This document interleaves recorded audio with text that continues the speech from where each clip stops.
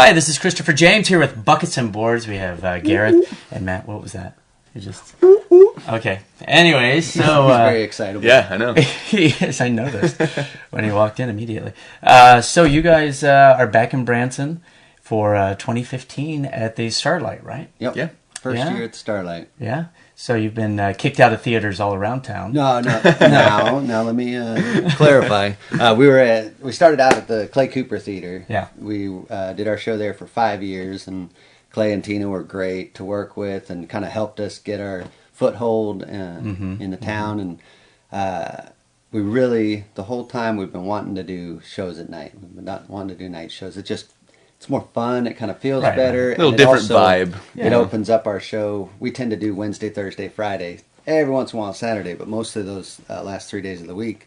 So doing the night shows opens it up to so many more people being able to come and bring their families and stuff. Yeah. So Starlight... Clay, you had to be there during the day. Yeah, it was almost exclusively matinees. So what was the falling out you had with him? Like, what was that? No falling out. No. It was all good. It was kind of a genuine, just kind of... You know, like every show wants to progress, and we kind of said, hey, we have the opportunity. Yeah, and Starlight really gave us our dream schedule, and we do miss everybody over there. Yeah, for sure. At least you're not that far, so you can... That's true. At least we only had to move like 50 yards. Hug it out every day or whatever. Yeah. No, I did lunch shows forever on the showboat, and I know exactly what you mean. When you go to evening shows, just an entirely different crowd. Yeah, it's a different feel. It feels more like a rock concert or something. Exactly. Yeah. But you've been doing cruise ships a lot, which I do, and I find that interesting. Yeah. But you said you're going to do the Disney Star Wars ones. Whoop, whoop. Have you ever watched Star Wars? Oh, yeah. My dad actually used to work for George Lucas. Really? All through growing up. He's a carpenter and for most of his life, and he worked on Lucas Valley Ranch, Skywalker Ranch. That's how Harrison Ford got started. Yeah, so your dad could have... Well, my dad was almost in the funeral pyre. Is that how you say it? For Darth Vader. All the stormtroopers standing around. And they needed some extra people, so they were about to suit him up, and it was raining, and they couldn't film it. So that's so close. But he worked at ILM for a couple years, and when the Enterprise comes down under the Golden Gate Bridge, I think it's in 4, and it's waves crashing everywhere. My dad was helping make those waves. Oh, really? Well, there you go. No, but it was a cool experience growing up with that because we got to go to meet, Lucas and Spielberg and Mark Hamill and just everybody, all these random celebrities. But now you're with Matt. I have no cool stories. This one time, in band camp. Yeah.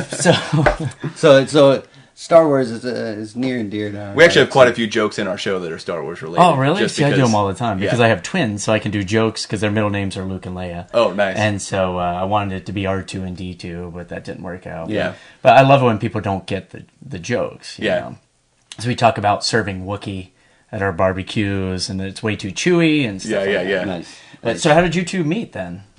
We met actually at the Dixie Stampede. Oh, yeah. We were both almost over there. 10 years ago. Yeah, 10 years ago. Gareth was skeeter forever at Dixie. Yeah, I remember that. And I was one of the stunt riders and backup skeeter, and then one of the master of ceremonies and stuff. So Reserve skeeter. In between. And working there, I mean, you do between 500 and 600 shows a year. Right. And gosh, especially in the summertime, you're there pretty much all day, and you do a show, and then you're just there. You can't even leave, so you're there you have all this hours of free time, and so just kind of kill time. We always had guitars in the dressing room and stuff, so we'd be playing guitar, and then when Matt started working there, I found out he was a drummer. I always wanted to learn.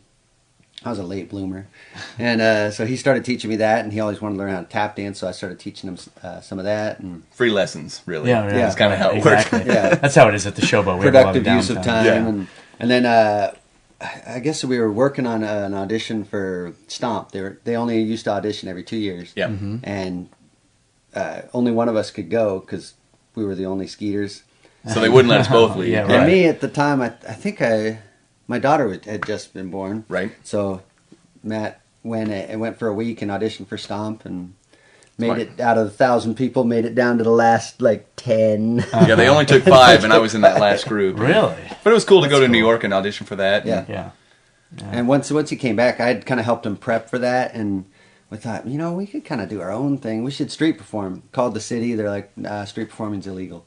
Is it really? Yeah. Well, at the time. You could do it at the landing. Well, that was before the landing opened. Then, like a week later on the radio, they're like auditioning for street performers. Because I did it down there. Because you guys were down there at the day the time. landing opened. We started kind of down there and never thought it would be anything. It was more than just kind of a creative outlet after doing the monotony of the shows. Yeah. And going down there, we had so much fun and we learned so much. I think just street performing, as you probably well know. Yeah. You figure out real quick what works, what doesn't work, what works really well. Everybody walks away. Yeah. Yeah, what just kills it immediately. So you kind of tailor.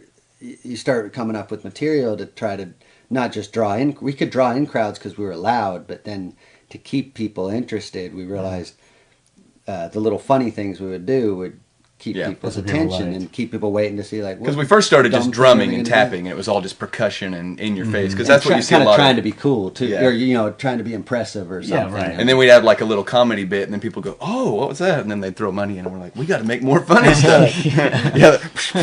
That never happened, but it was more like coins. It was more like they put in a 10 and then they took out 9 and change because they didn't want to. We did have people do that before, digging through the bucket go, my dad said I had to get some dollars.